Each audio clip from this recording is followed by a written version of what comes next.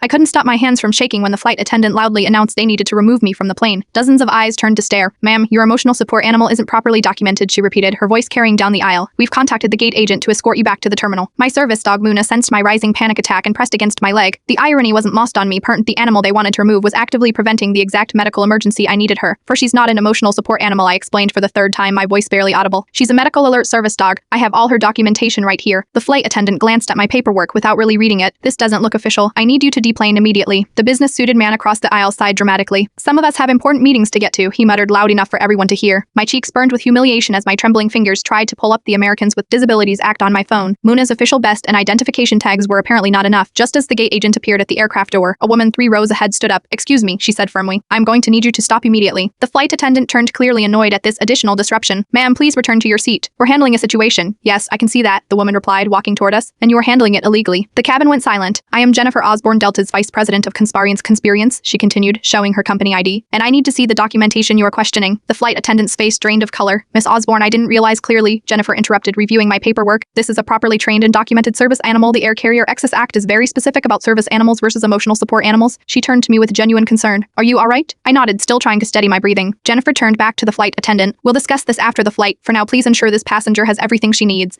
Then to the gate agent, "Thank you for your assistance, but we won't need to deplane anyone." As Jennifer returned to her seat, the businessman across from me suddenly became very interested in his phone. The flight attendant, now excessively apologetic, offered me water and extra legroom for Luna. After takeoff, Jennifer stopped by my seat. "I am so sorry that happened. Would you be willing to talk with our training department when we land? Our experience could help prevent this from happening to someone else." "You fly commercially?" I asked. "Even though you are an executive?" She smiled. "I take one regular flight every week. It's the only way to really know what our customers experience." She handed me her card. "Not many people know what I look like. Ryu, that's an advantage." When we landed, she walked me to baggage claim and introduced me to a colleague. "This is Taylor from our accessibility team. She's going to make sure Delta makes this right and learns from it." As I left with Luna, Jennifer knelt to scratch behind her ears. "Thank you for your service, Luna. You are welcome on our flights anytime." 3 months later, I received an email. Delta was launching enhanced service animal training for all flight staff, and attached was a photo, Jennifer with her team alongside a familiar golden retriever. Luna was now part of their training materials, pairing the official example of a properly documented service animal. Sometimes being seen in your worst moment leads to being truly recognized.